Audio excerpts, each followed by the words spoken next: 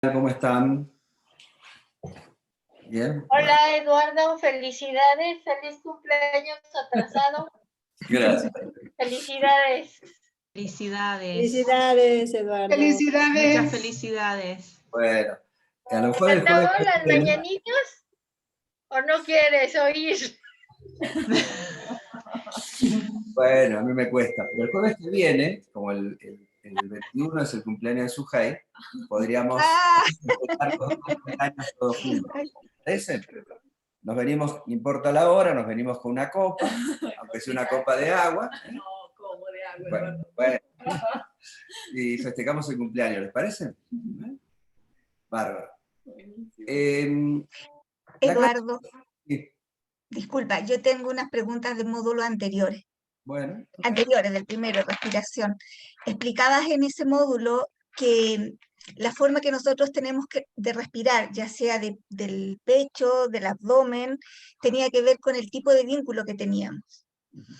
¿Eso es tan simple como mirar al espejo y ver cómo respiro yo? ¿Cómo yo veo si respiro del abdomen, si respiro del pecho? Ahí, o sea, lo entendí al leerlo, pero al hacerlo no me queda claro. nosotros hemos perdido un arte que es muy importante, que es el arte de ver lo que la gente dice con el cuerpo.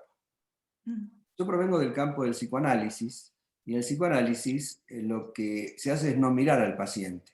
No era lo que hacía Freud, digo, es lo que después quedó consagrado. No se mira al paciente, solo se le escucha. Y después durante muchos años yo fui profesor de psicopatología en la universidad, y la psicopatología es un arte centrado en el mirar. Y cuando hice el entrenamiento con Alexander Lowen, tuve que aprender a mirar. Es decir, el cuerpo es algo que no miramos. No miramos, por ejemplo, lugares muy expresivos como son los labios. No miramos los párpados, no miramos las manos, ¿no? No miramos cómo la gente respira. Y eso es un arte que se aprende observando, practicando. Pero te puedo asegurar que si uno aprende ese arte, tranquilamente, no es una ciencia esotérica, es algo que simplemente es una cuestión de entrenamiento, ¿no? Vos podés distinguir perfectamente cómo la persona respira, ¿no? Ahora, si vos a una persona le decís, bueno, respire, no, vos tenés que ver a la persona sin la consigna de respiración, porque cuando te da una consigna vos te adaptás a lo que imaginás que va a pasar, ¿no? Entonces, pero te puedo asegurar que sí, perfectamente se puede describir, ¿no? Y eso con otras cosas, por ejemplo, como con el llanto, ¿no? Por ejemplo, Arthur Janot siempre insistía mucho de observar cómo la gente llora, ¿no? Y hay un llanto que viene del lóbulo prefrontal, que es lo que habitualmente, digamos, el llanto aprendido, social. Aprendimos a llorar de chiquitos, ¿no?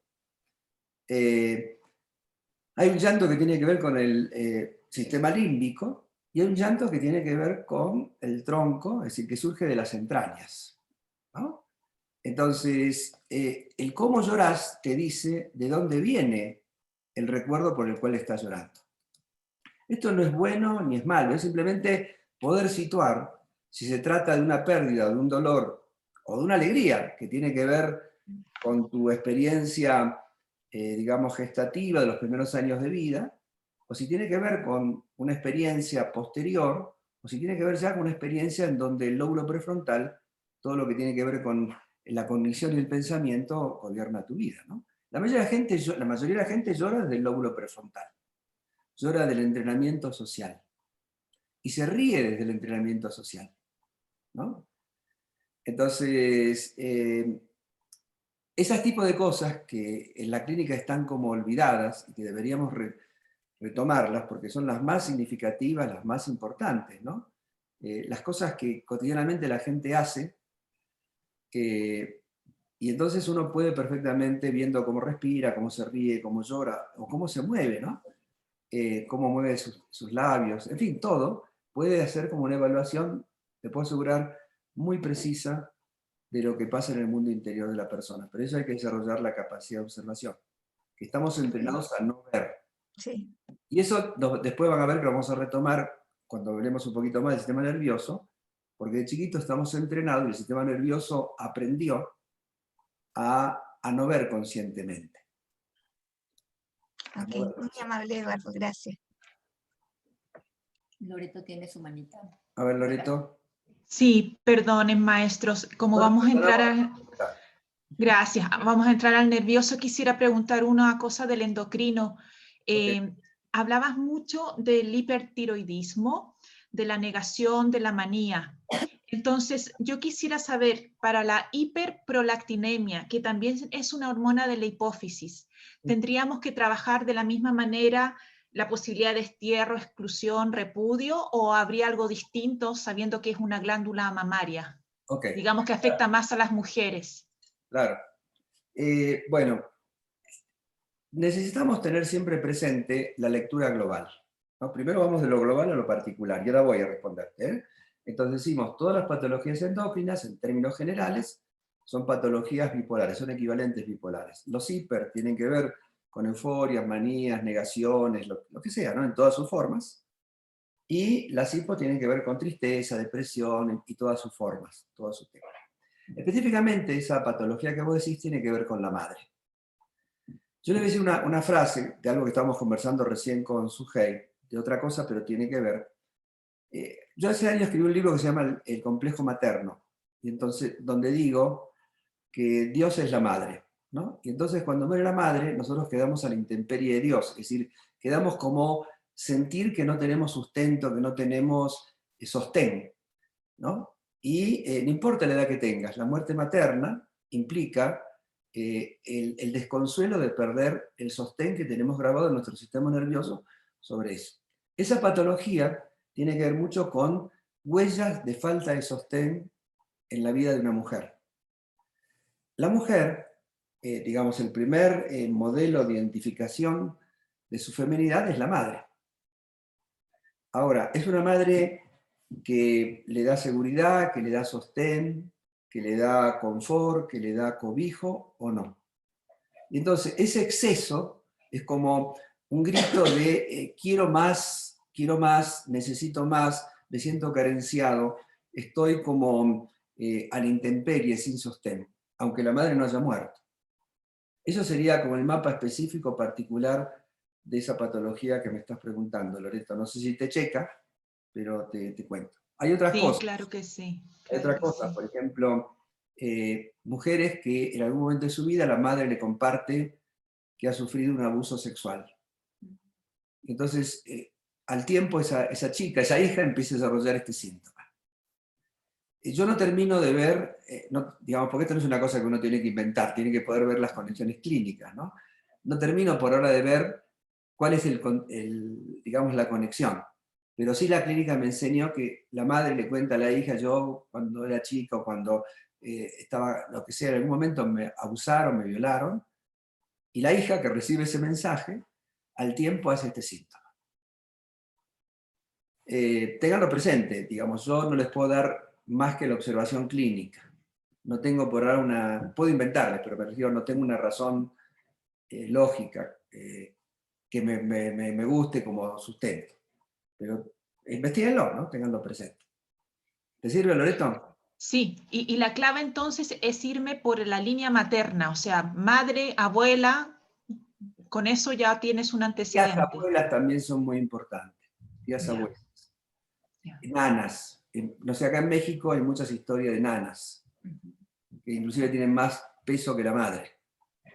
¿No? Nana yo lo entiendo como la persona que cuida a un niño y que hace también labores del hogar. Esa es la nana para mí. Sí, esa persona que lo crió como ok. Materno, la madre, yo qué sé, lo que sea, la nana se ocupaba en realidad de todo, de la crianza del bebé, ¿no? Yeah. Y otras son las cuñadas de la madre. Alguna cuñada que tenga un peso significativo, por ejemplo, que sea una mujer que no se ha casado, que no tiene hijos y que está muy ligada a esa mujer, a esa chica. Son las figuras que tenés que explorar. En relaciones, lo que buscamos, Loreto, otra propuesta, sería ver qué... espera, un momentito. Perdón. Ahora, ya. ¿Qué pasa en el sistema? Que hay fragilidad para sostener, para alimentar. la prolactina, en este caso, se activa cuando se requiere hacer nido y no hay capacidad de hacer nido. Entonces se siente mucha fragilidad, se siente como la incapacidad de darle de comer a alguien. Entonces, como sugerencia sería buscar qué pasó en el sistema que se siente esta fragilidad. Ya, ok, perfecto. Muchas gracias. Muchas gracias. Bueno, gracias. Si no hay ninguna otra pregunta, ¿seguimos? ¿Les parece? Bueno, igualmente vamos a volver, no se preocupen. Miren, nosotros les vamos a mandar en estos días 2 documentos de apoyo para el tema de sistema nervioso. Un documento es un resumen con comentarios ad hoc, ¿no? De un libro de Arthur Janot que se llama Biología del Amor. Todo lo que en ese libro tiene que ver con el sistema nervioso y lo que habla Arthur Janot con respecto a esto, que les va a servir como un material muy, muy importante. Léanlo tranquilo, con mucho tiempo, no es para, léanlo con tranquilidad, ¿no? Y otro documento más sencillo, que es sobre el sistema nervioso, con las características del sistema nervioso, con la estructura del sistema nervioso, y con aquellas zonas del sistema nervioso que tienen que ver muy específicamente con los vínculos y las emociones, digamos como nomenclatura, ¿no? Pero, tal como estamos viendo en todas las reuniones que tenemos, lo importante es tener como la estructura global del problema. Nosotros no somos anatomistas, ni fisiologistas, ¿no? Somos terapeutas que trabajamos con esa mirada, ¿no? Entonces, hay mucha información que no está sobre el sistema nervioso, porque no tiene que ver con la herramienta que nos parece prudente que nosotros debemos manejar. Pero con esto que está, ustedes van a tener una información súper que les va a servir para tener una visión global ad hoc de la que vamos a transmitir ahora, ¿no? Ustedes recuerden el hecho de que partíamos en la reunión pasada, de que todo el cuerpo, decíamos en la primera clase, es un sistema, y cada esfera es un sistema. Y entonces, así como la primera esfera como sistema tiene que ver con la madre, globalmente, aunque después las particularidades, la segunda esfera tiene que ver con el padre, y después sus particularidades. Y específicamente decíamos el tema hormonal, el sistema endocrino tiene que ver con la madre, el sistema nervioso tiene que ver con el padre, y el sistema inmunitario tiene que ver con los padres combinados. ¿Recuerdan eso? ¿Sí? Y decíamos que en el sistema endocrino era muy importante todo el vínculo de colaboración. Y yo les decía, espero que lo recuerden, de que si bien el sistema nervioso tiene vínculos jerárquicos y el sistema endocrino un vínculo horizontal, eso no significa que en la jerarquía no haya colaboración. Por ejemplo, en la familia hay un orden jerárquico, pero puede ser una familia que trabaje colaborativamente, ¿no? Es decir, la colaboración no tiene que ver necesariamente con la horizontalidad o la jerarquía o el vínculo jerárquico. Es un plus que se agrega, pero que específicamente el vínculo hormonal era un vínculo colaborativo por esencia, de feedback, es decir, de retroalimentación permanente. Y que el sistema hormonal nos enseña, entre muchas cosas que señalamos, nos enseña a ser colaborativos en esta manera de feedback, de pensar que todos aquellos que integramos un sistema, un equipo, estamos todos vinculados, que todos interactuamos, y algo muy importante que no es el sistema endocrino, que lo que alguien hace del sistema repercute en todos, y que todos inconscientemente, cuando alguien hace algo, respondemos aunque no lo sepamos. Nos estamos retroalimentando mutuamente, ¿no? Y esta es una idea muy, muy fuerte. ¿Por qué? Porque generalmente en las dinámicas familiares se impone una dirección contraria a esto que estoy señalando, y esto es una de las razones que muchos psicosomatistas vienen mostrando hace tiempo para que haya tantos problemas endócrinos y en crecimiento. Es decir, se maltrata esta modalidad natural que tiene el sistema endocrino de enseñarnos colaboración, de enseñarnos a mucharnos, enseñarnos a, digamos, cuando vos necesitas algo, yo automáticamente estoy ahí, ¿no? Entonces, algo así como que el sistema endocrino nos enseña las alianzas naturales de la vida. No tenés que pedírmelo, yo lo hago naturalmente. En cambio, el sistema nervioso implica más, tenés que pedírmelo. Es decir, no es tan bien, ni es mejor, ni es peor, es simplemente otra dinámica. Ahora bien, este sistema nervioso es un sistema que guarda la memoria del proceso evolutivo de la especie. Es decir, el sistema nervioso es el resultado de las sucesivas adaptaciones que a lo largo de millones de años los seres humanos fuimos desarrollando. De tal manera, y esta es una idea importante, que el sistema nervioso guarda la memoria de la continuidad del campo de la especie. Pero así como hay un campo de la especie, hay un campo familiar. Y ese campo familiar también está guardado, la memoria de ese campo familiar está guardado en el sistema nervioso. Y este sistema nervioso que guarda la memoria de todos los aprendizajes evolutivos de la especie, tiene la tarea principal de controlar y coordinar,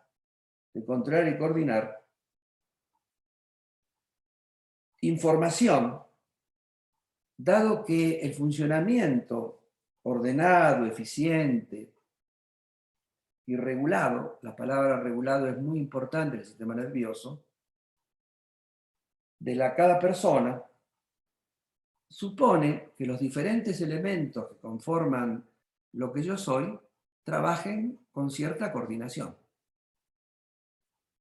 Es decir, el sistema nervioso se encarga de que todos los del resto de sistemas que están trabajando, el respiratorio, el digestivo, el endocrino, todos los sistemas estén funcionando coordinadamente, apunten para el mismo lado.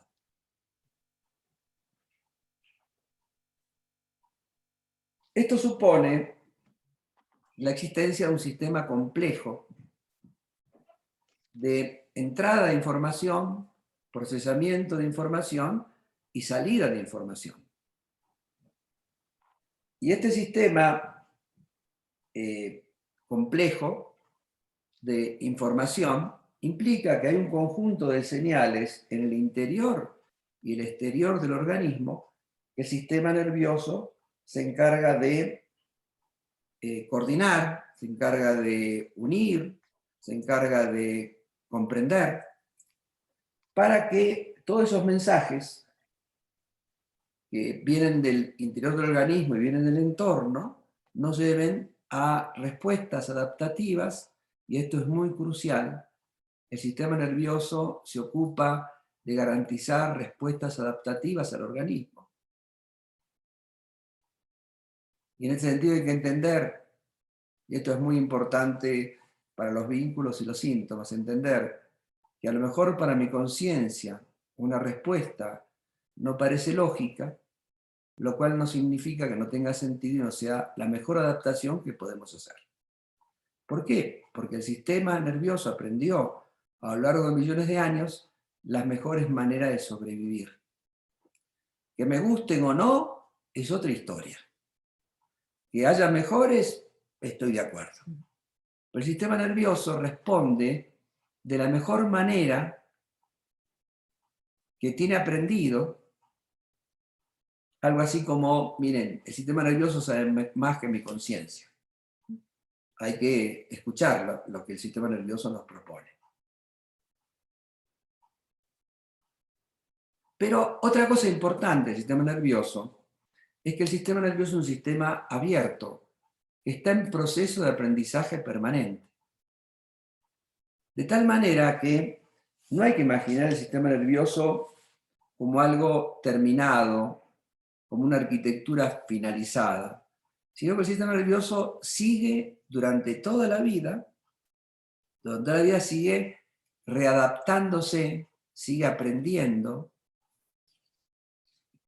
sigue buscando nuevas maneras de resolver mejor los problemas de la vida.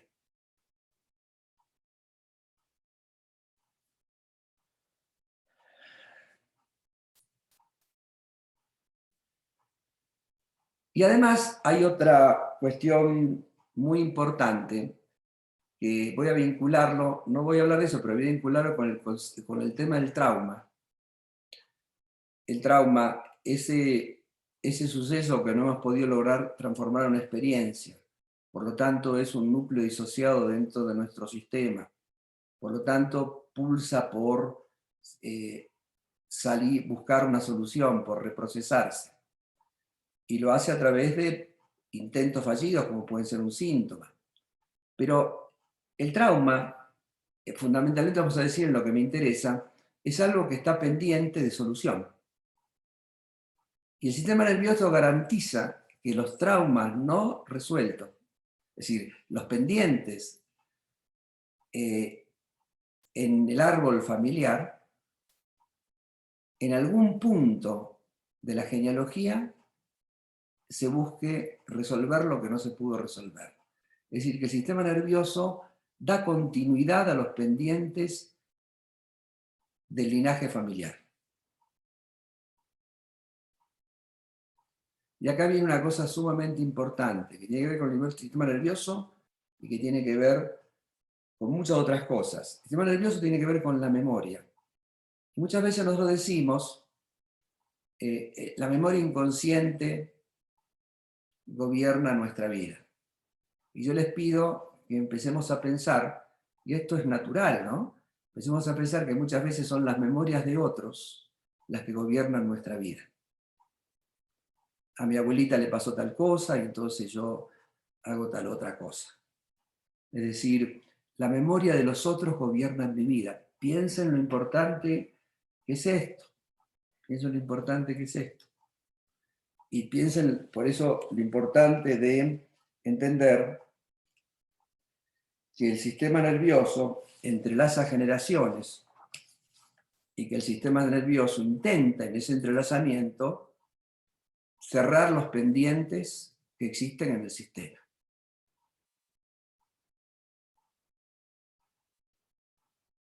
¿Vamos bien hasta acá? ¿Sí?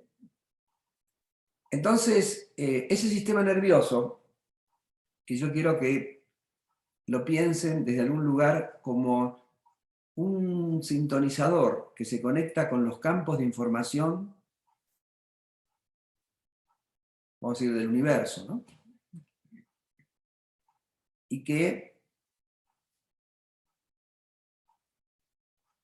me conecta mi sistema nervioso con los campos de información de mi genealogía.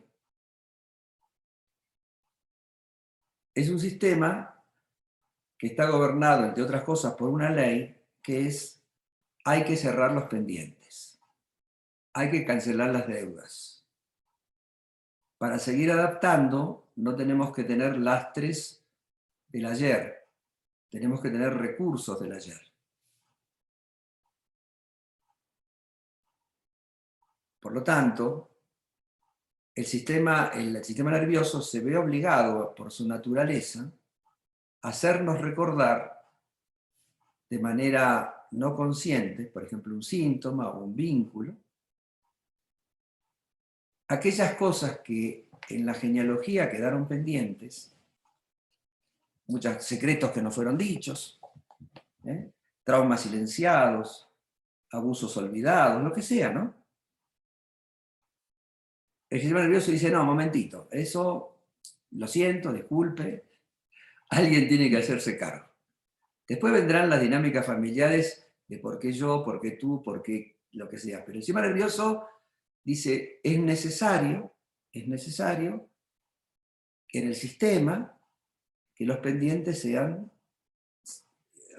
reparados, sean resueltos, ¿no? Y pegue atención a esto.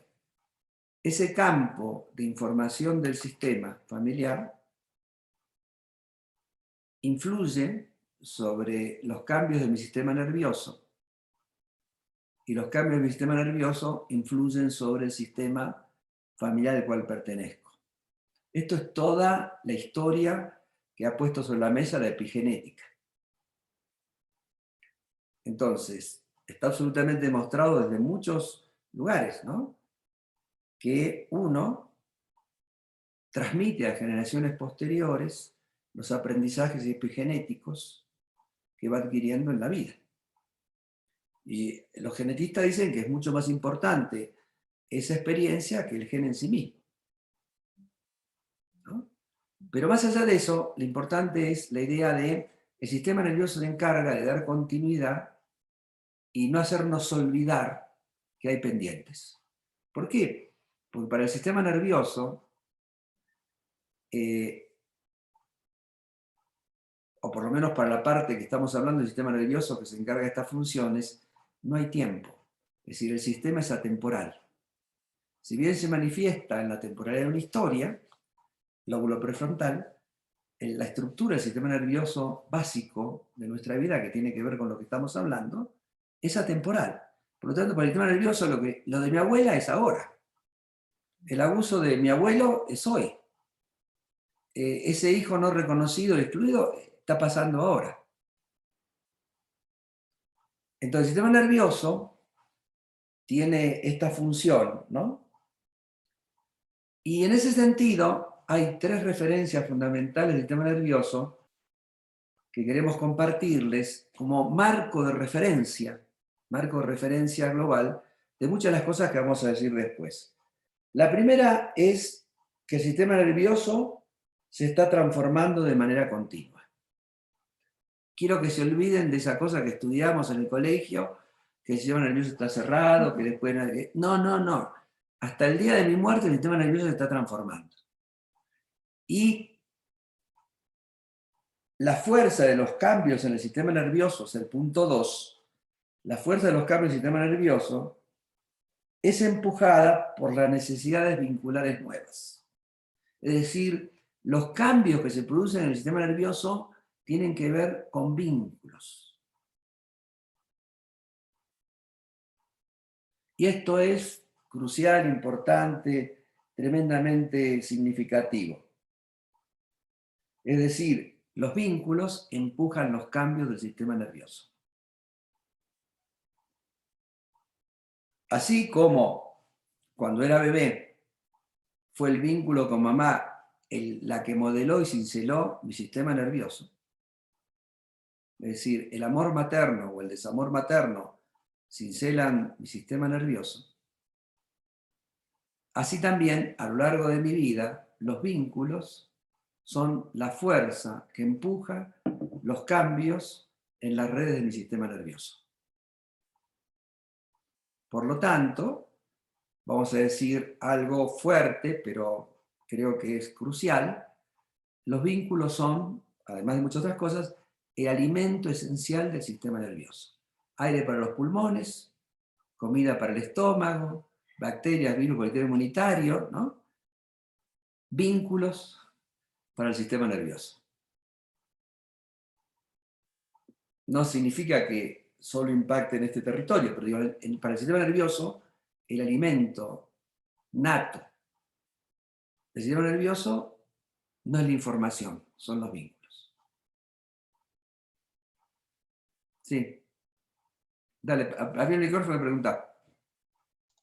Tengo 2 preguntas. Una va a sonar muy loca, como la misma, pero Dale. esto que me estás diciendo me está haciendo explotar en la cabeza.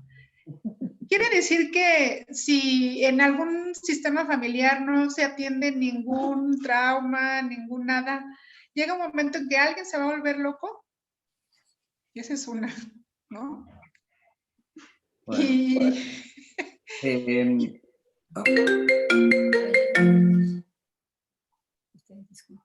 Ok. La locura, la psicosis, ¿no? Es una producción muy compleja que tiene mucho que ver con la falta de un buen vínculo de sintonía en la relación materna. La psicosis es una expresión, básicamente, del fracaso en la sintonía con la función materna.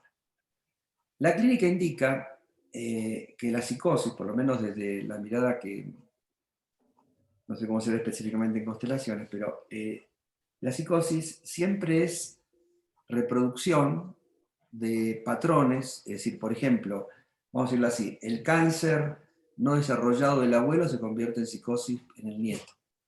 Es decir, no necesariamente tiene que ser una psicosis, tiene que ser un patrón vinculado con el descontrol, ¿no? Vinculado con la inflamación, vinculado con esto que estoy diciendo. A veces ese cáncer es un secreto. A veces el cáncer es una exclusión, ¿no? Entonces, el sistema nervioso da soporte a la psicosis, pero no es la causa de la psicosis. La psicosis es un intento de no querer vincularme, de no vivir una historia. Por eso, el fracaso de la psicosis de las internaciones, porque es como si el psicótico dijera, yo para eludir el trabajo de la vida y tener que aprender, lo que hago es volverme psicótico, me desconecto de todo el mundo. ¿Y qué hace el psiquiatra? Lo manda a una internación que lo que hace es reforzar sus síntomas. Lo que hay que hacer con el psicótico es ayudarlo a que esté conectado con la gente. El psicótico no sale del aislamiento. El psicótico sale a través de las relaciones.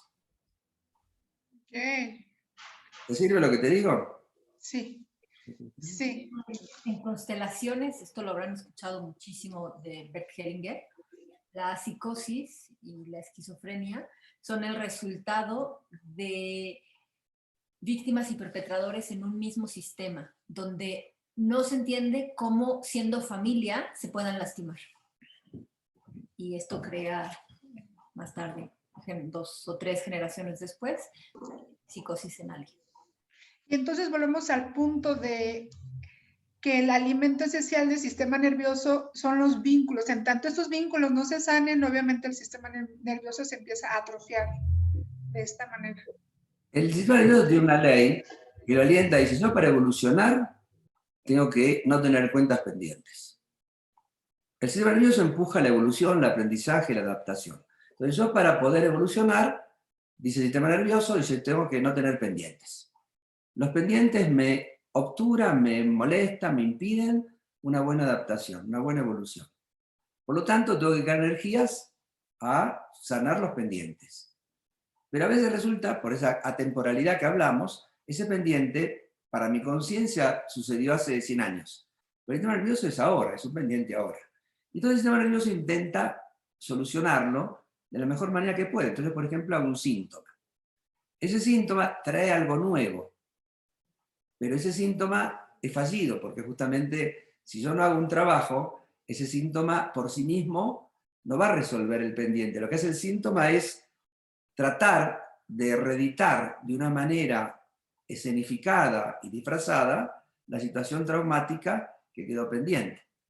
Entonces yo tengo que, algo así como leer el síntoma de hoy, decir, bueno, esto decía Freud, el síntoma conmemora, el síntoma es un monumento que conmemora antiguas situaciones traumáticas. Es decir, tengo que leer el síntoma como un relato de una situación traumática.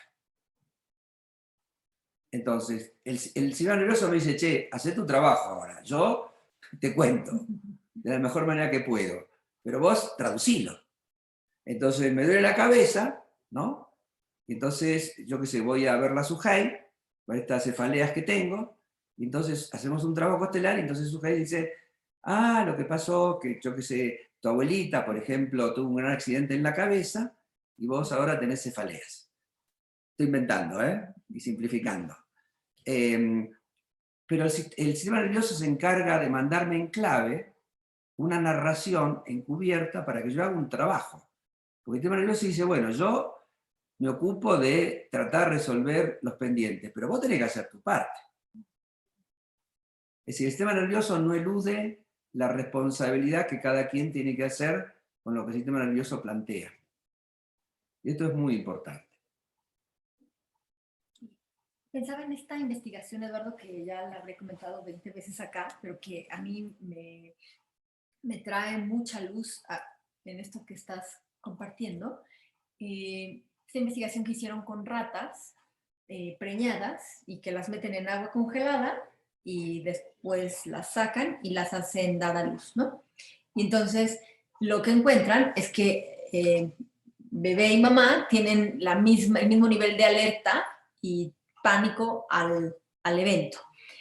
Pero como las ratas se reproducen rápidamente, lo que encontraron en la investigación es que las próximas 3 generaciones seguían teniendo la misma alerta de miedo al agua fría. Tal cual. Me hice acordar, Rupert Sheldrake decía que lo que lo que sucedió sigue pasando, ¿no? Ese frío, ¿no?, que las ratas sintieron sigue pasando en las generaciones posteriores, ¿no? Por eso la tercera idea era que el sistema nervioso es un gran sintonizador de campos de información. Entonces, el sistema nervioso va estableciendo caminos de comportamiento en cada uno de nosotros que vamos a llamarlos hábitos, ¿no? Los hábitos son como recorridos que quedan en el cerebro grabados como eso que se llama vía de facilitación. Entonces, hay un hábito que quedó establecido, por ejemplo, yo qué sé, resolver los problemas de determinada manera, y el hábito es algo que pasó, como le decía recién, que dice, tu proceder sigue pasando. Y es importante entender que esa transmisión, que es una experiencia epigenética de aprendizaje, se va grabando en nuestro ADN, y el lector del ADN es el sistema nervioso. ¿Me siguen hasta ahí lo que estoy diciendo? Entonces, lo que vamos aprendiendo, lo vamos acumulando en la biblioteca de nuestra vida, el ADN.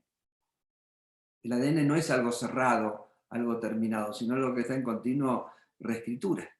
Y el lector de esa narración es el sistema nervioso.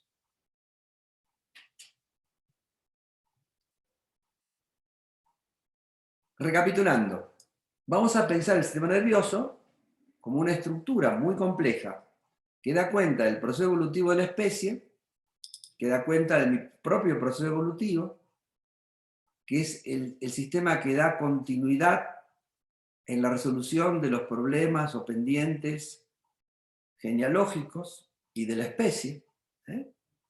Vamos a centrarnos en lo genealógico, pero también de la especie.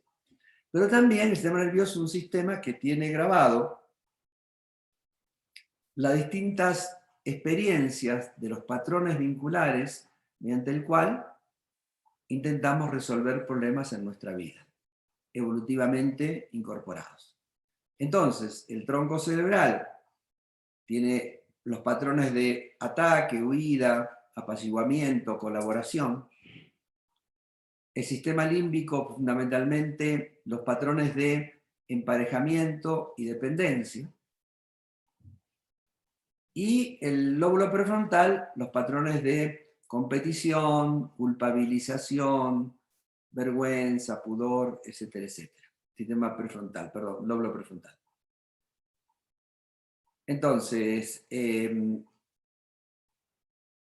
la vivencia específica de esos vínculos me va a decir por dónde está actuando, dónde está trabajando el sistema nervioso. Quiere decir que si yo tengo una vivencia de dependencia, una demanda de, por favor, necesito que me sostengas, o una demanda de emparejamiento, eso es el sistema límbico que está trabajando.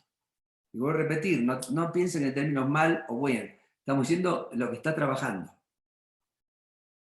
¿no? Entonces, el lóbulo prefrontal trabaja más desde otro lugar, del lugar de la culpa, del lugar de la competencia, del lugar de la vergüenza. Es decir, trabaja desde ciertos lugares que tienen otras raigambres. El ser humano, ante la sobrevivencia, aprendió que lo primero era defenderse, atacar, ¿no?, o huir, o colaborar. Todos juntos vencemos al dinosaurio más fácilmente. Entonces, cuando hay una gran situación de crisis, una situación traumática colectiva, ustedes van a ver cómo surge la respuesta colaborativa, que dura 10 minutos, ¿no? Pero no importa. Ante la crisis, ante la adversidad, respondemos con esa memoria primitiva de vamos a colaborar. Vamos a colaborar. Por ejemplo, ustedes van a ver cómo muchas veces en parejas que están en una situación de riesgo como pareja, se despierta esta memoria y de pronto se ponen colaborativos. Hasta ayer se querían poner veneno para las ratas en el café. Y de pronto se ponen colaborativos, ¿no? O se van de la relación, no dicen nada. No sé si le habrá pasado alguna vez que algún señor con el cual estuvieron desapareció, ¿no? Más allá del vínculo evitativo, huye, ¿no? En fin, Esos patrones los tenemos, son patrones vinculares. Y un patrón muy importante del lóbulo prefrontal, que me gustaría que después volvamos, es el patrón de la culpa. La culpa es un mecanismo de control social.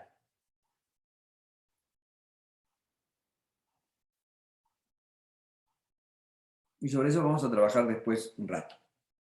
Entonces ahí tenemos un dibujo global del sistema nervioso, de lo que hace, para qué sirve en nuestra vida. Regula, controla, unifica, tiene que ver con la identidad en términos de lo que yo pienso que soy, pero tiene que ver con estos dos patrones que a mí me parece muy importante que tengan presente: supervivencia. Si ustedes tienen un problema de supervivencia, pregúntenle al sistema nervioso. No le pregunten a otro, al sistema nervioso. A ver, sistema nervioso, ¿qué tengo que hacer para sobrevivir? Él sabe, aprendió millones de años. Y segundo, el hecho de que es un sistema que se ocupa por esa ley de continuidad, de dar continuidad a mi clan, o dar continuidad a mi genealogía, o dar continuidad a la especie, para poder sobrevivir eficientemente, no tengo que tener pendientes, tengo que resolver los pendientes. Ahora, hay pendientes de tal nivel traumático que pasan generaciones y generaciones y no se resuelven. No se resuelven. Y el sistema nervioso sigue intentando, no importa el tiempo, sigue intentando, porque el sistema nervioso no concibe que uno puede evolucionar con pendientes. Sí con recursos, acumula recursos. Y para esto es importante tener presente dos cosas, que lo vamos a hablar después también cuando hablemos del cerebro. Primero, el sistema nervioso aprendió a través de los errores. Por lo tanto, es el yo el que no soporta el error. El narcisismo yoico, que no soporta el error. El sistema nervioso está preparado para equivocarse, es más, aprende a través de los errores. Por lo tanto, el sistema nervioso, igual que las parejas, igual que los vínculos, necesitan el nutriente de los problemas. Otra cosa son los conflictos. Los problemas, ¿no? Los problemas son motivadores del sistema nervioso. Y el segundo, el sistema nervioso es un experto en encontrar soluciones, de crear respuestas adaptativas. Y cuando el sistema nervioso fracasa en todas estas cuestiones que estamos diciendo, cuando no le permitimos al sistema nervioso hacer lo que tiene que hacer, el sistema nervioso se enferma por tres grandes caminos. El primer camino es el camino de la agenesia, es decir, el no desarrollo. La palabra agenesia significa no desarrollo. Por ejemplo, un déficit mental, oligofrenias, lo que sea. En la base de estas patologías, es decir, en la destrucción del aparato de pensar y tomar conciencia, está, entre otras cosas, pero fundamentalmente, una historia ancestral de incesto,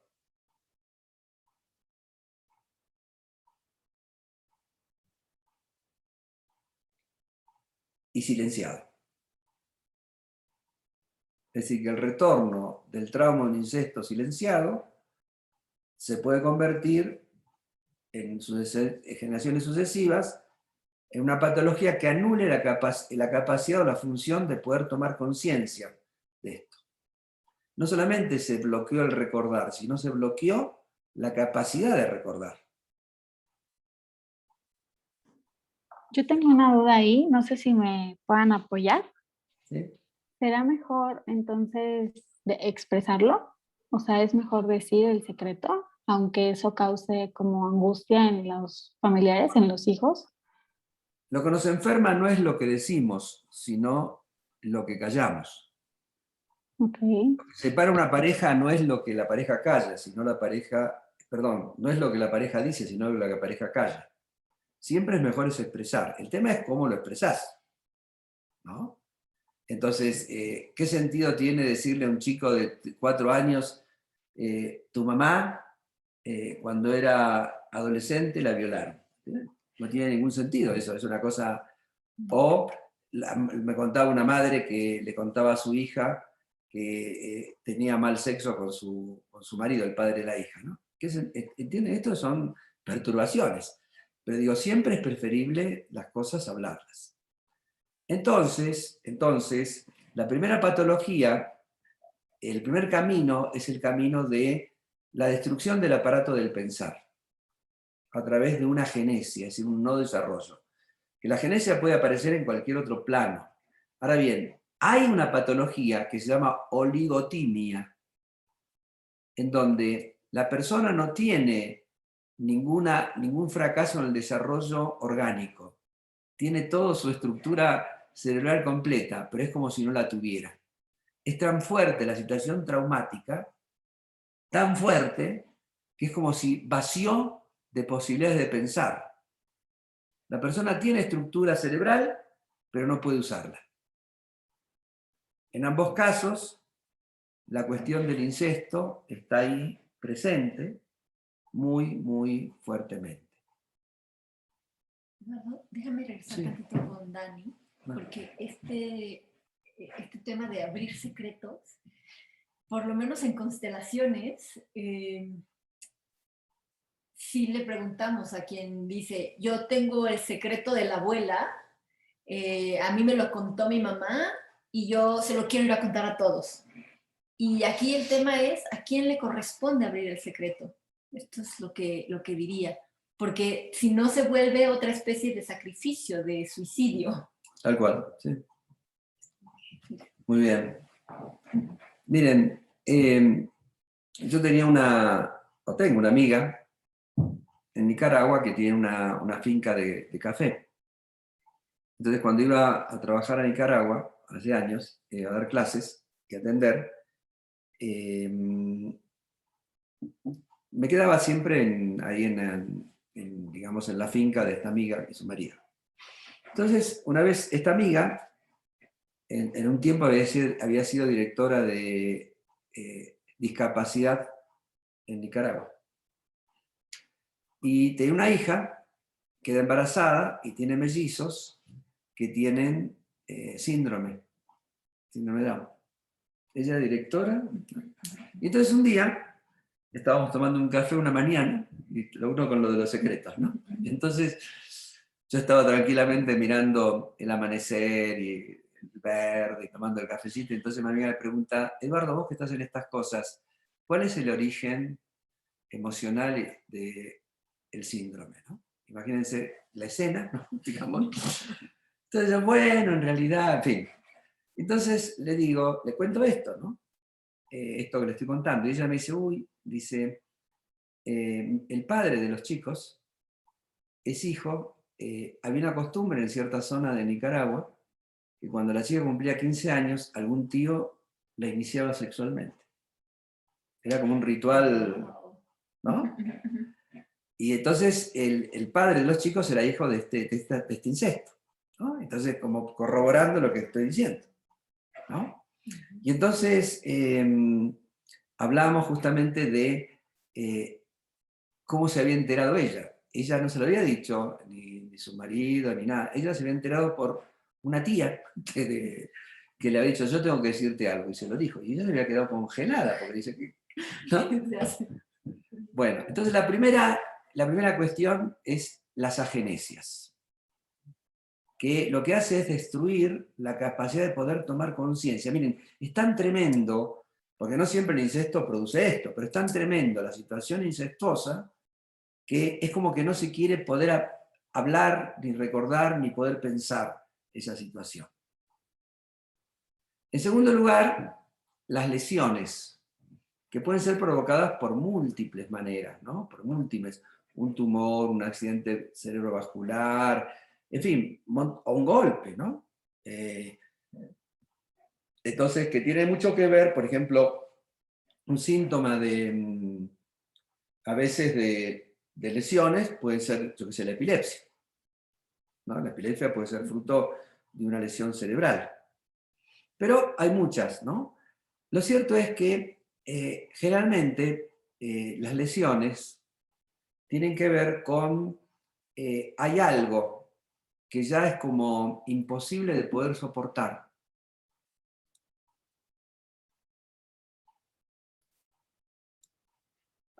Estoy como sobrecargado de tanta responsabilidad, me han metido tanta carga que no puedo decir que no, que viene, digamos, de la genealogía, que provoca un evento que de alguna manera me imposibilita seguir haciendo eso que...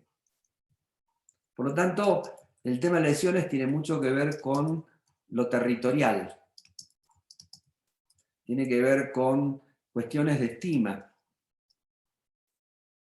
Las lesiones cerebrales están muy asociadas a cuestiones de estima, de valoración, ¿no? Y de territorio. Pero también hay cuestiones muy puntuales. Le quiero dar 2 ejemplos para que vean la complejidad de este punto. Por ejemplo, accidentes cerebrovasculares en mujeres. Ejemplo, digo mujeres porque ustedes son todas mujeres y se van a servir más, ¿no? Y el 90% de nuestro consultorio son mujeres. No porque estén más enfermas, sino porque tienen más capacidad de poder meterse a trabajar sobre estas cosas. Es admirable.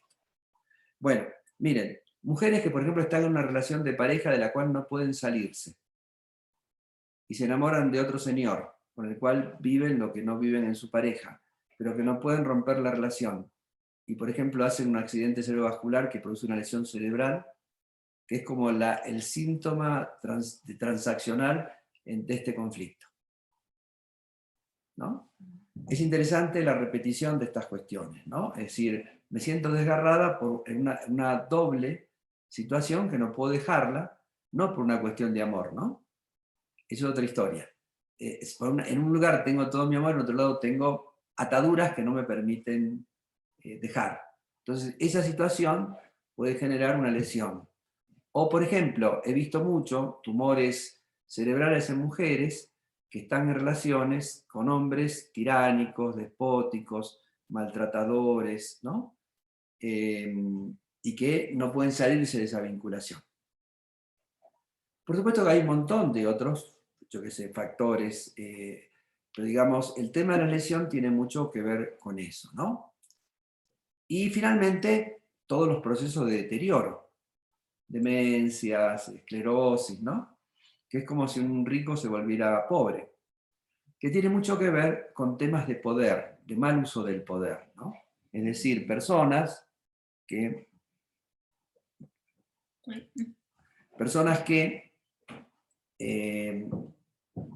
han tenido poder, digamos, gran poder o no importa, ¿no?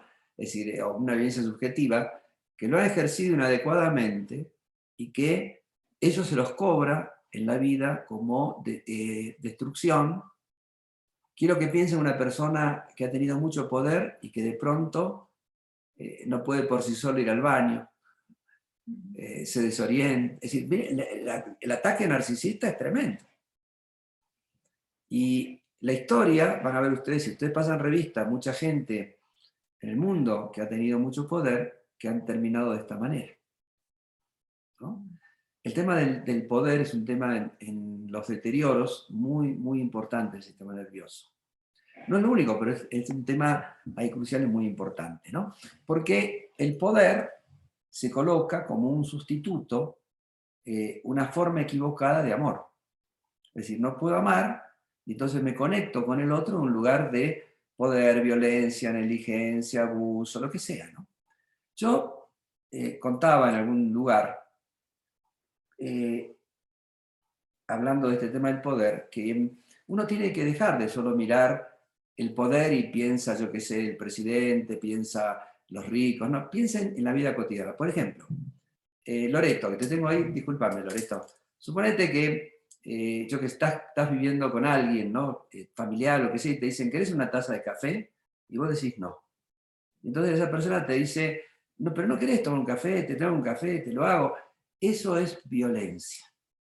Insistir ante el no es violencia. es un ejercicio de poder de la vida cotidiana. Entonces, miren ese poder también. Ese poder genera, cuando se convierte en un hábito, por eso la sobreprotección, esas personas muy sobreprotectoras que imponían este tipo de cosas, también sufren de estas patologías. Que se reviste una cosa que parece amorosa, cuando en realidad es una imposición vinculada a esto que estamos hablando. Entonces, Borges tiene una frase, Jorge Luis Borges, que dice, violencia es mentir, violencia es mentir. Y hay estudios de neurocientistas, Barrach, por ejemplo, donde dicen que personas con antecedentes de mentismo patológico o pseudología patológica suelen tener un curso de deterioro cerebral. ¿Qué es lo que estoy diciendo?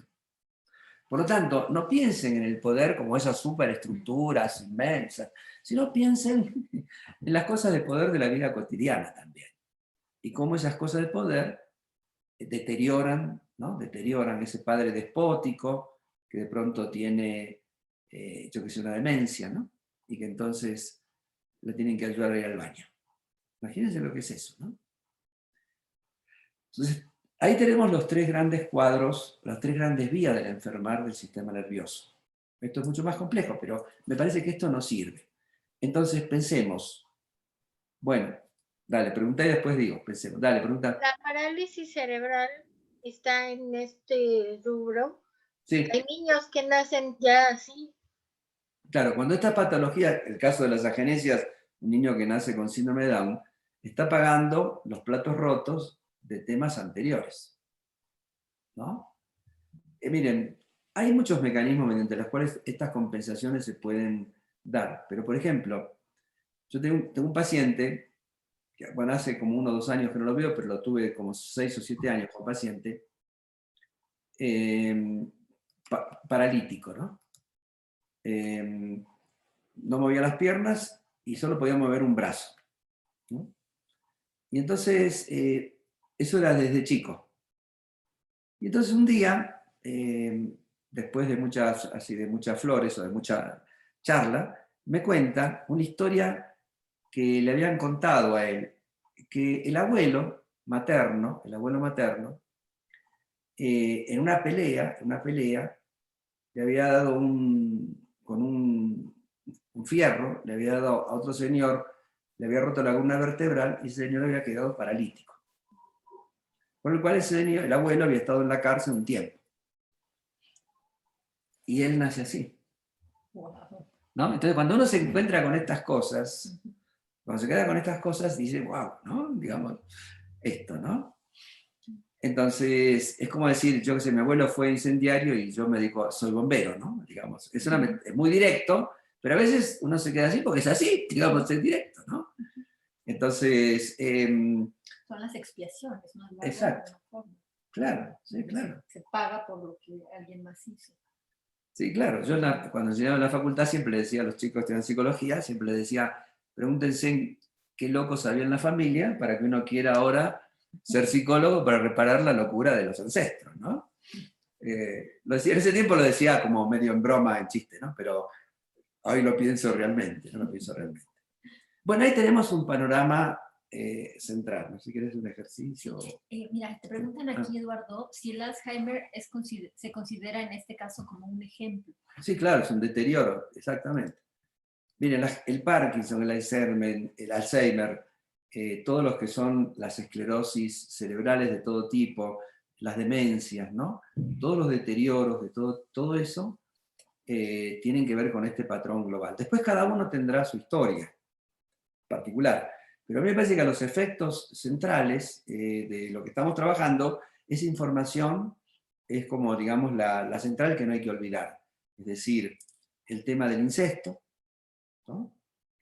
El tema de todo lo que tiene que ver con los abusos, que tienen que ver con, digamos, conflictos con la autoridad, ¿no? Y todos los temas que tienen que ver con el poder, ¿no? Esos patrones están muy ahí y todos tienen que ver con alguna manera con control y descontrol. Y todos tienen que ver con una manera de no poder mantener la conciencia de una continuidad. En el caso de las agenesias, totalmente borro, ¿no? En el caso de las demencias o de la patología de deterioro la tenía, pero lo perdí. Y en el caso de las lecciones es una fragmentación. Hay algo que pierdo. No pierdo todo, pero hay algo que pierdo, ¿no? Entonces, si uno lo ve desde ese punto de vista, es muy importante. Y esto se junta a otra cosa más, que esto es una cuestión que nos enseñó el doctor Hammer, ¿no? Es decir, ese famoso foco de Hammer, ¿no? Todas las cosas que nos pasan, él lo decía solamente con los síntomas, ¿no? Yo lo digo con los vínculos hace años. Es decir, todas las experiencias vinculares y todas las experiencias sintomáticas tienen un correlato en nuestro cerebro. No como la causa, sino como una inscripción, como una huella, como una vía de facilitación. De tal manera que vos aprendiste a tener un vínculo evitativo en relación con tu mamá, pero ese vínculo evitativo deja una grabación en tu sistema nervioso, que el sistema cerebral se convierte en una vía de facilitación, se convierte en un hábito que vos no solamente repetís, sino que vos lo transmitís a las generaciones que siguen.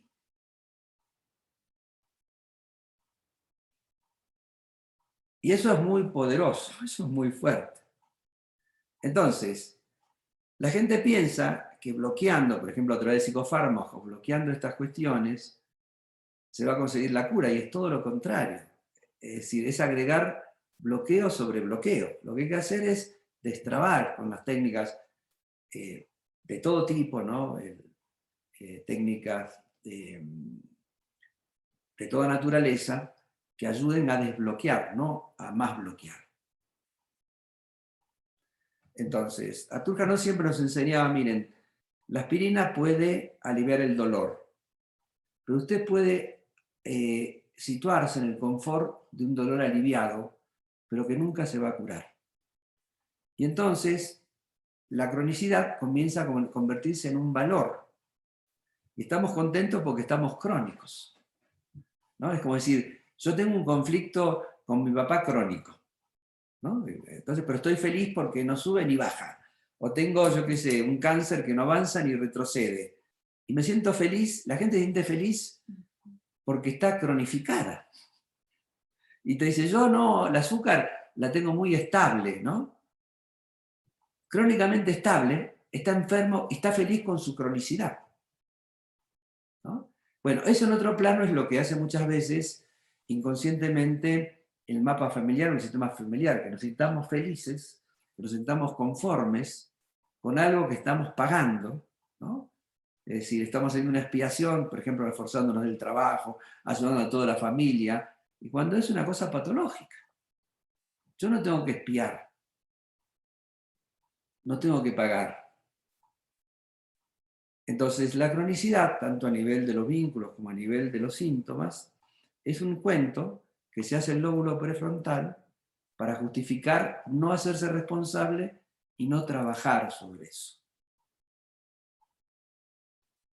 ¿Me siguen? Entonces, cuando estamos en el confort de la cronicidad, la vida nos golpea, el sistema nervioso nos golpea con alguna crisis. Cuando tengan alguna crisis, pregúntense con qué cronicidad ustedes estaban armónicamente en confort. ¿Sí? Perdón, ¿logré transmitir la idea o...?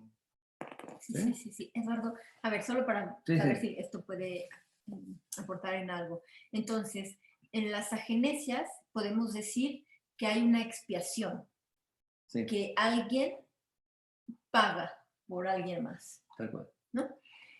En el deterioro, en las lesiones hay una contradicción. Quiero una cosa, pero estoy haciendo otra. O tengo una lealtad que no me permite hacer lo que yo quiero, pero tengo un deseo propio. Tal cual. Y en el deterioro pensaba, mencionaste el tema de poder, y lo que se me ocurre acá es que paga él mismo, en sí mismo. Pero algo que yo he visto, especialmente Alzheimer, Parkinson, son temas de estrés postraumático. Sí, claro. Algo que no se pudo resolver y que fue mejor bloquear. Tal cual. Yo me olvidé decirle, pero por ejemplo, en esto que está señalando Sujei, en este tercer grupo de patologías de deterioro, otra cosa que pesa mucho son exclusiones. destierros, ¿cómo se llama? Sí, destierros, ¿no? Es decir, exclusiones y destierros. Bueno, acá hay otras preguntas. ¿El ELA también? ¿Puedes explicar un poco lo del conflicto con la autoridad, por favor? Sí. Miren, hay un orden en la vida que implica, yo qué sé, yo voy a una clase, el maestro está enseñando, eso no significa que tengo que aceptar lo que el maestro está enseñando así dogmáticamente, pero voy a esa clase y voy a estudiar con ese maestro porque considero que ese maestro merece mi respeto intelectual y voy a aprender.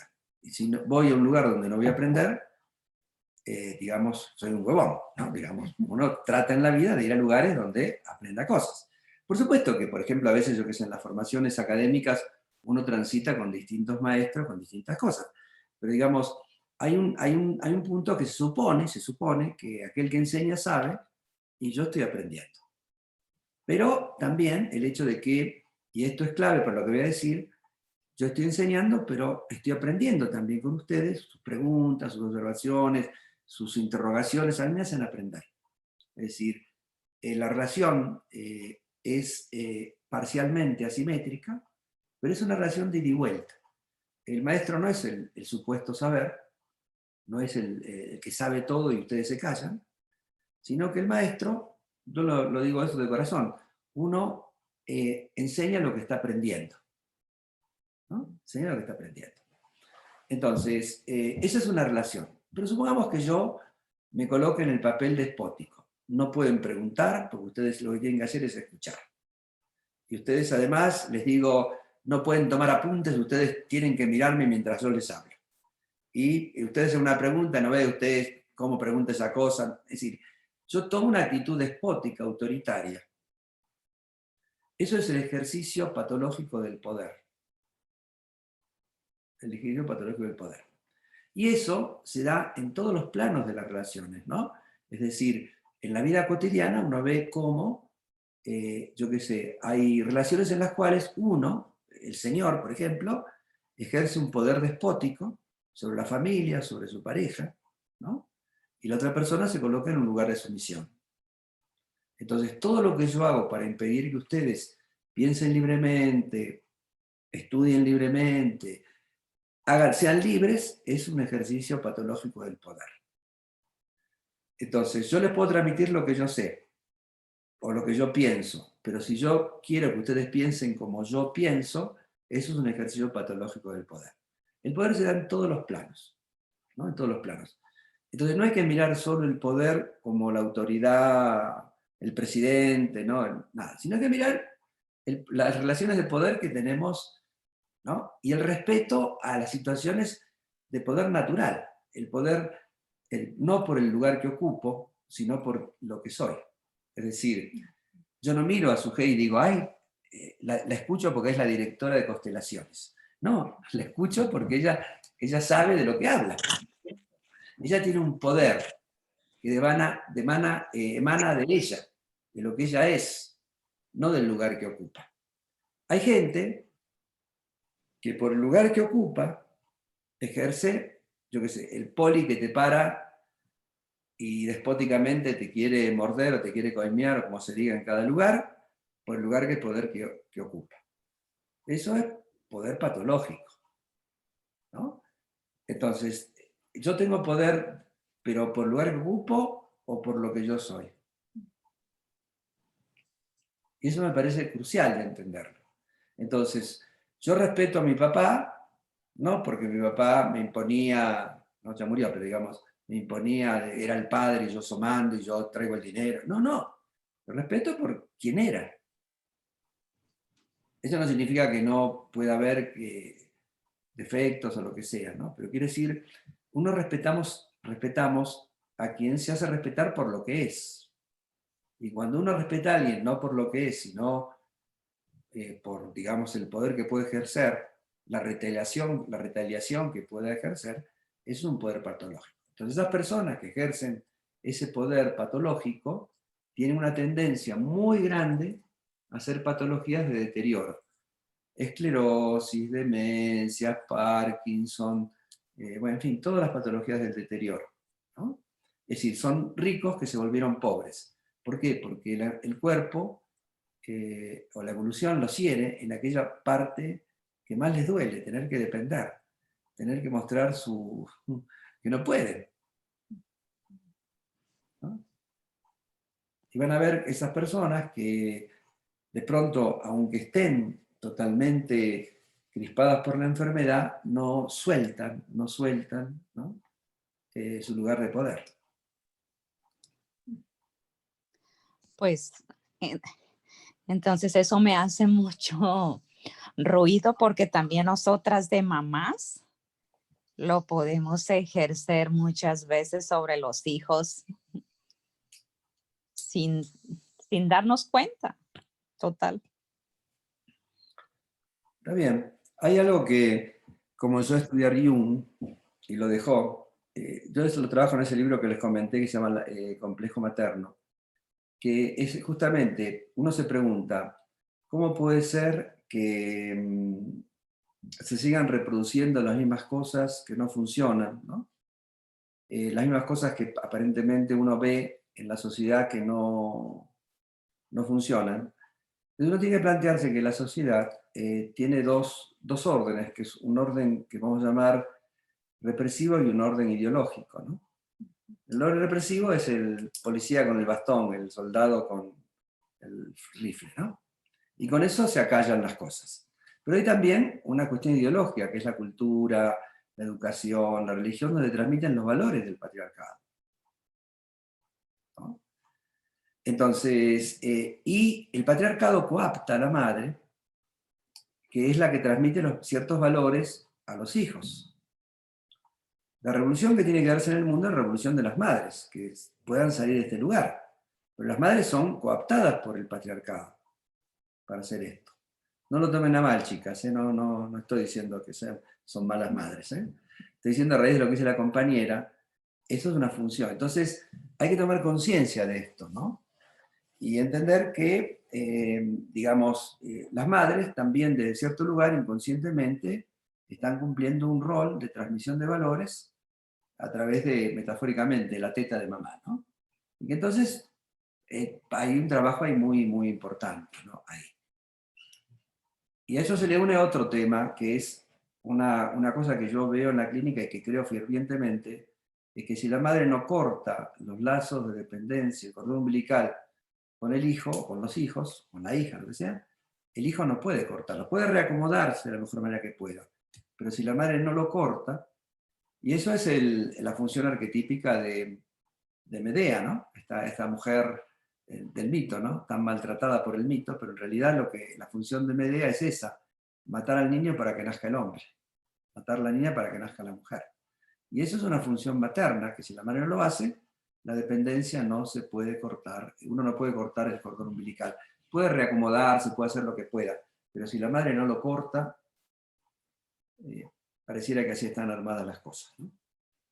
Eduardo, lo que quisiera agregar en esto que estás diciendo sobre lo que pregunta Berta, lo que dice Berta, es que lo que tendríamos que mirar es cuando una madre ostenta el poder. Se les llama madres secretamente malvadas. Son aquellas que aparentemente te dan todo para tu crecimiento, pero en realidad no te permiten que tu potencial se desarrolle. Y tienen esta parte de decir, porque yo los hice, porque depende de mí. Y ahí, cuando se ostenta ese poder, me parece que es ahí donde está el... Sí. Nosotros los llamamos la madre siniestra, ser un poco más duros. Secretamente malvadas. Sí, ella suena mejor, pero justamente la madre siniestra no es la que impide que el hijo, es lo que está diciendo, ¿no? Que está diciendo su jefe, impide que el hijo o la hija sea por sí mismo, ¿no?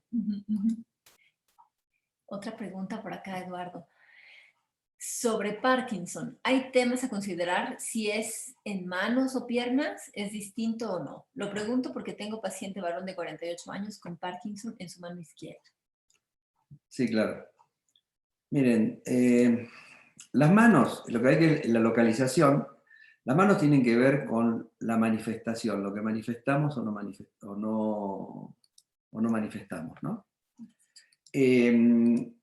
Y siempre que sea, digamos, hay que tener en cuenta también cuando es la mano dominante o no, si es la izquierda o la derecha, ¿no?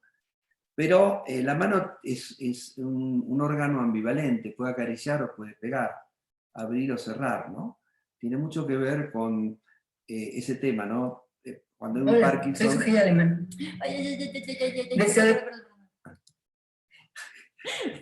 Digamos, cuando hay un Parkinson en la mano izquierda, es una de las cosas que preguntaría, o las cosas que haría, ¿no? Sería por cosas que sintió la persona, que hizo equivocadamente, que hizo mal, a quien dañó, ¿no? A quien lastimó, ¿no?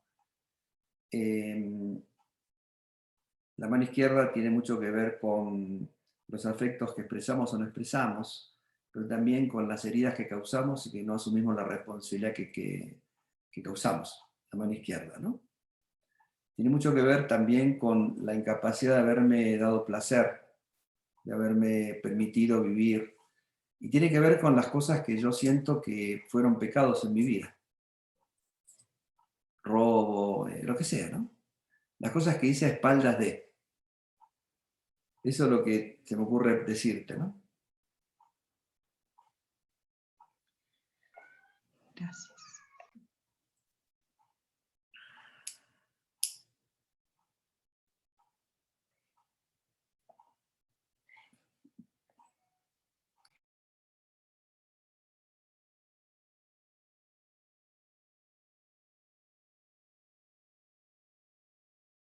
Sigamos adelante. Entonces, este sistema nervioso central, este sistema nervioso que le estoy contando, se puede diferenciar en un sistema nervioso central y un sistema nervioso periférico. El sistema nervioso central es un sistema que está integrado por cerebro, cerebelo, tronco encefálico y la médula espinal. Y su principal tarea es recibir información, procesarla y enviar instrucciones al resto del cuerpo para hacer cosas, ¿no? Pero este sistema nervioso central se relaciona con el sistema nervioso periférico, se relaciona con el resto del cuerpo a través del sistema nervioso periférico. Este sistema nervioso periférico es un sistema que tiene mucho que ver con los radares del sistema nervioso, que son los sentidos.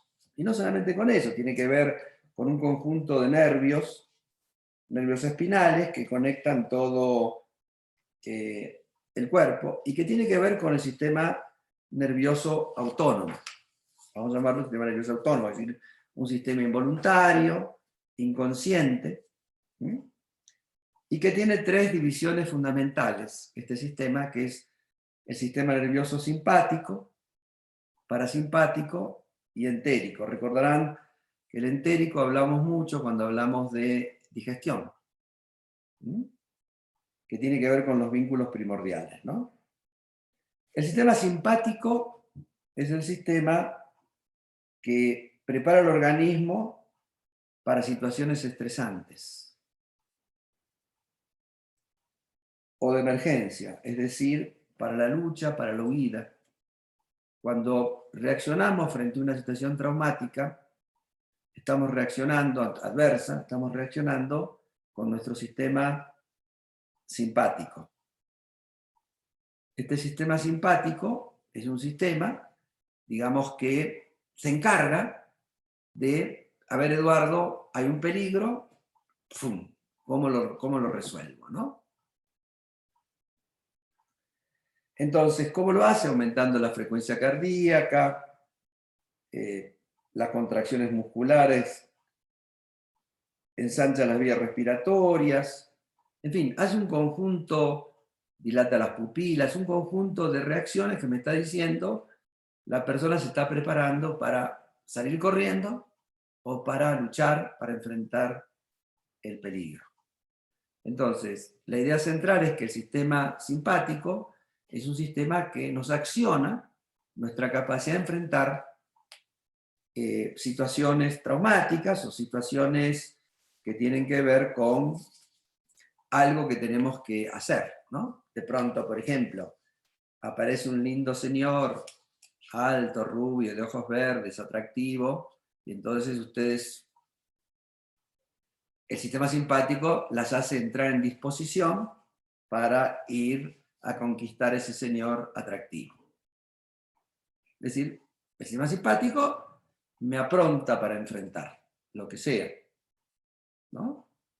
Entonces, y esto es muy importante tenerlo en cuenta, tenerlo presente, porque, por ejemplo, el paciente en depresión, una melancolía, tiene como bloqueada la respuesta simpática, es decir, como por eso el peligro de suicidio carece de la fuerza para luchar por vivir. ¿Sí? El sistema simpático se alimenta mucho de nuestros deseos inconscientes. Se alimenta mucho de la memoria de sobrevivencia de la familia, de cómo mis abuelos, ¿no? Por ejemplo, yo del lado materno-paterno tengo varias generaciones de inmigrantes. Entonces yo me siento cómodo, digamos, voy acá, voy allá, ¿no? Para mí estar en todos lados es como normal, natural. Yo aprendí, digamos, esa adaptación que está grabada en mi sistema simpático, un mecanismo de sobrevivencia constructivo, positivo. ¿Sí? En cambio, el sistema parasimpático es todo lo contrario, ¿no? Es el que controla las situaciones ordinarias de la vida, ¿no? No las situaciones de respuesta, como en el caso anterior, se dedica a conservar y restaurar. Y que tiene mucho que ver con también las compensaciones, las restauraciones, es toda la fase reconstructiva de la enfermedad cuando estamos curando, tiene que ver con la reparación, ¿no? Cuando estamos reparando, estamos haciendo funcionar nuestro sistema parasimpático, ¿no? Y este sistema lo que hace, por ejemplo, es retardar la frecuencia cardíaca, disminuir la presión, es decir, metafóricamente me ayuda a relajarme, ¿no?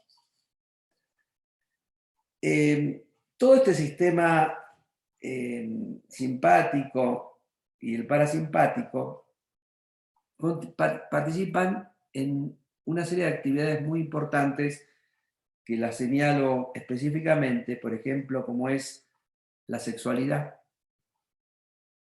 La sexualidad en todas sus formas, no solamente en la relación coital, sino la sexualidad en todas sus formas. Y también el sistema simpático y parasimpático guarda un balance en nuestras relaciones vinculares. Entonces, de pronto, cuando estoy contigo y decís algo que me alerta por lo que puede pasar, mi sistema simpático se activa, y de pronto cuando me decís no, lo que pasa, mi sistema parasimpático se activa y me relajo. Una relación para no perder el interés debe ser una relación en donde haya un movimiento oscilante simpático, parasimpático.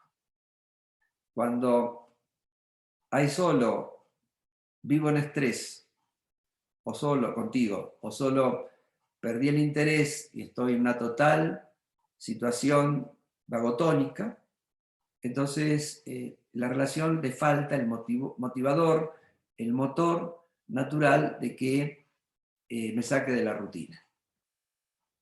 ¿Sí? Ok.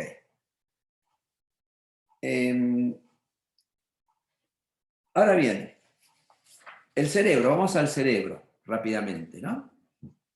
Algunas cosas interesantes del cerebro. Recuerden, el cerebro es blando, delicado, complejo, coordinador, posee una multitud de conexiones axonales a través de las cuales circula información. el cerebro comanda el sistema nervioso.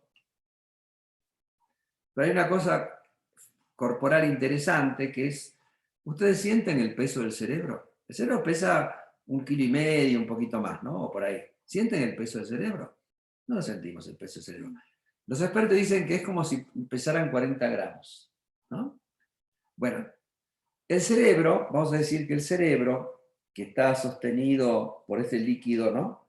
Que hace que el cerebro no sintamos el peso, que esté en suspensión. Pero también es interesante pensar que es como que el cerebro le gusta comandar sin que nos demos cuenta que comanda. Que no sintamos el peso. Es él, pero las personas cerebro en la familia son las personas que coordinan, regulan, pero que les gusta estar como en la sombra. Es decir, vos no te das cuenta que está coordinando, que está controlando, que está regulando. Es como que está ahí, ¿no? Medio escondido. El cerebro, entonces, es el coordinador de los procesos materiales que sostienen nuestras emociones y nuestros vínculos. Es el receptáculo de todo lo que pasa en nuestro interior y lo que sucede en el exterior. Regula nuestra vida emocional, relacional, metabólica, hormonal, inmunitaria, es decir, regula la vida en su conjunto para que todo funcione coordinadamente. Organiza las principales funciones del cuerpo. Evalúa, almacena y selecciona información. Es la estructura donde se decide pasar al acto. Pero hay algo muy importante, que el cerebro está de modo permanente en situación de alerta. Es decir, por ejemplo, ustedes están durmiendo y dan una vuelta en la cama y se van a caer de la cama, se despiertan. El cerebro, aún dormidos, está siempre preparado para evitar que sufras algún daño. Eso es muy importante, ¿no? Entonces tenemos ahí el cerebro que aprendió a equivocarse, el cerebro que siempre busca soluciones. El cerebro, ahora emocionalmente, y no se rían de lo que voy a decir, pero es así, el cerebro también tiene que ver con el orgullo, con la soberbia. Se piensa que porque está arriba es lo más, y se olvida de que el resto del cuerpo lo sostiene. Una cosa que hay que trabajar con el cerebro es la humildad, ¿no? Porque el cerebro siente que todo lo puede, que está en el lugar más alto de nuestro cuerpo, ¿no? Pero hay una cuestión sumamente importante del cerebro y que es algo que puso en los años 90 sobre la mesa Arthur Janov, y sobre eso se hizo después mucho desarrollo, que nuestro cerebro está cincelado por el amor y el desamor materno. Es decir, que el cerebro guarda la memoria, además de todo lo que dijimos, del amor y el desamor de mamá. Y esto es, van a ver más adelante, lo trascendental que es. Arthur Janov decía una frase que es, la madre que ama a su hijo, ama el cerebro de su hijo, así decía, ¿no? Como una metáfora. Entonces, la madre es la que posibilita, con las experiencias de amor y desamor, todas esas conexiones axonales que hacen a la salud, al equilibrio, etcétera, etcétera. Cuando hay una relación traumática con la madre, en esos primeros tiempos de vida, digo, con la madre, aunque no tenga que ver la madre, pero digamos el bebé, su referente, el sostén, su protector, es la madre. Entonces, ocurren dos cosas que alguna vez mencionamos. Primero, desconexiones axonales. Cuando hay una situación traumática se desconectan los axones. Esto supone que se bloquean afectos. Hay afectos con los cuales perdemos contacto. Un ejercicio interesante es preguntarnos con qué afecto yo no tomo contacto. La gente dice, ay no, yo De la envidia, no, nada, porque no, o de los celos, o yo no soy, ¿no? Miren, cuando un afecto te falta, no es una virtud, es un defecto. No es una virtud no tener envidia o no tener celos. Todas las emociones no son necesarias. Y la segunda cosa que pasa es la toxicidad de nuestros neurotransmisores. Entonces empezamos a ver el mundo a través de neurotransmisores llenos de toxicidad. Entonces, por ejemplo, el desconocido se convierte en alguien peligroso. No es desconocido, es peligroso. Eso es la serotonina que está ahí, ¿no? O, de pronto, me maltrataban cuando era bebé, y entonces el maltrato es la forma que yo tengo registrada de contacto, de placer. ¿Sí? Entonces, ahí se produce un doble comando que es la pérdida de contacto con ciertos afectos y la construcción de creencias equivocadas. Entonces yo pienso, si tengo una huella ahí de oxitocina equivocada, pienso que si vos me sobreprotegés es porque me amás. No digo que me sobreprotegés, me estás ahogando. Digo, ay, qué buena que sos, cómo me protegés, qué lindo, maravilloso, ¿no? Y vos me haces todo, me cortás los fideos para comer, me haces todo, yo feliz.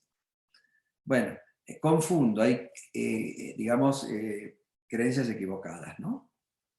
Entonces, es muy importante entender que el cerebro está siempre en alerta y que esa alerta tiene mucho que ver con las creencias que se han construido a partir de estas experiencias de vida. Es decir, yo de pronto, si una rubia de ojos verdes me traicionó y me rompió el corazón, mi cerebro cada vez que ve una rubia de ojos verdes, automáticamente me va a hacer cruzar la vereda de enfrente, ¿no? O reaccionar con irritación y mal humor y enojo. Automáticamente, porque ese es el registro que tiene. Entonces, es importante entender que esa alerta está fundamentada en cosas de la especie, cosas de la familia, pero también en experiencias personales que me hacen reaccionar de cierta manera ante ciertos eventos, de cierto modo.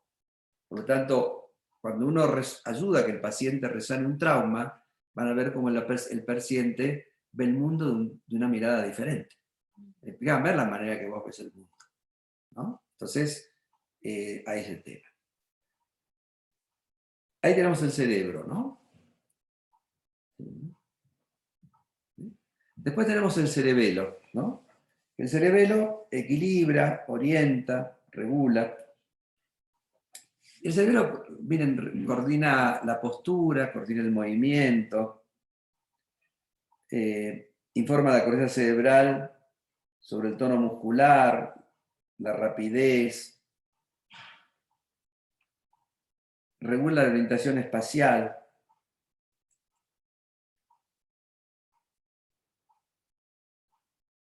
Es como la estructura que me permite no ser torpe. Algo así como dijéramos, la torpeza tiene mucho que ver con lo que pasa en el cerebelo, ¿no? Uno calcula mal, va a agarrar un vaso y lo tira, ¿no?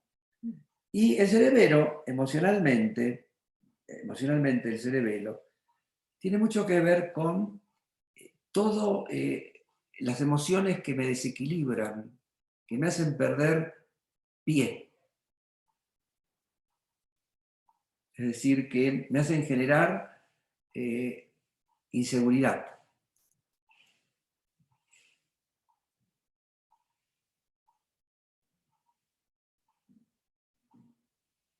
En cambio, el tronco encefálico lo que me hace es estar en contacto con todos los automatismos que permiten vivir.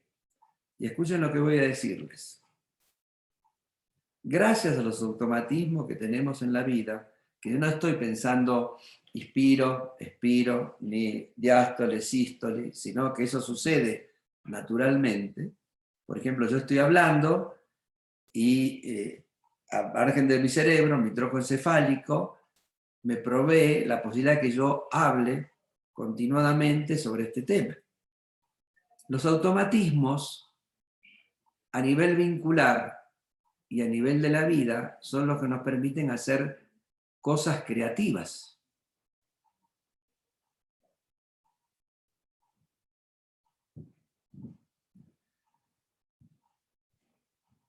Ustedes de pronto están con alguien que aman y se abrazan con esa persona que aman y la mano va, viene, lo que sea, ¿no?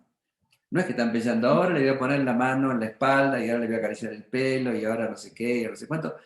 Imagínense una relación así. Eso, digamos, se corta toda inspiración. El automatismo me permite el goce. Es decir, no estoy pensando respiro. El gemido me sale naturalmente. La respiración se acelera, se entrecorta automáticamente. Es decir, el automatismo no es falta de conciencia, sino es un gradiente de conciencia, de aprendizaje, que yo tengo como una disposición que me permite hacer otras cosas. En la familia o en los vínculos hay muchos automatismos, hay mucho tronco encefálico. Entonces, hay que valorarlo, hay que decir qué bueno que tengo esto, ¿no? Esto me permite transmitir señales sin estar procesándolas. Y son esas señales las que me permiten, junto con el sistema simpático, resolver problemas que yo no puedo resolver desde el neocórtex, desde el lóbulo prefrontal. Resulta que voy a cruzar la calle y entonces de pronto veo que un auto dobla y viene a mucha velocidad. Si yo me pongo a pensar, el auto viene a 80 kilómetros por hora, me faltan 10 metros y si voy a... me pisa. Yo no reacciono así, uno reacciona en automático. Les pido que piensen esto y que valoren esto, los automatismos de nuestros vínculos muchas veces están al servicio de garantizar poder tener una buena relación.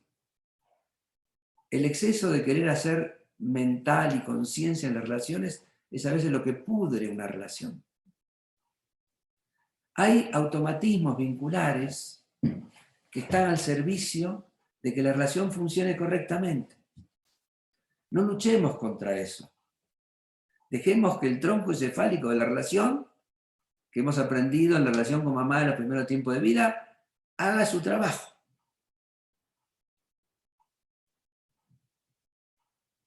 Haga su trabajo. Si vamos contra ello, estamos distorsionando un patrón de nuestra vida que es importante. Automatismo no es rutina. La rutina, el aburrimiento es conciencia. Pay atención, ¿no? El automatismo no es aburrimiento. El automatismo es darme un espacio para que yo pueda hacer otras cosas mientras esas cosas automáticas funcionan correctamente. Y escuchen, los automatismos funcionan correctamente si nosotros no interferimos con ellos. Suhey decía en una clase anterior una frase, una reunión anterior, dejemos que la respiración nos respire. Eso se trata. El cuerpo sabe qué hacer. ¿No? Sabe qué hacer. Una vez me invitan a una cena, ¿no? Una persona que no conocía mucho, me invitan a una cena, ¿no? Y no que me haga más remedio decir que sí, voy. Y entonces me empiezan a hablar que ellos, una pareja, me dicen, nosotros hacemos el amor, lo hacemos siguiendo los lineamientos de la técnica tántrica, ¿no? Y yo me imaginaba página 1 tal cosa, página 2 tal otra, ¿no?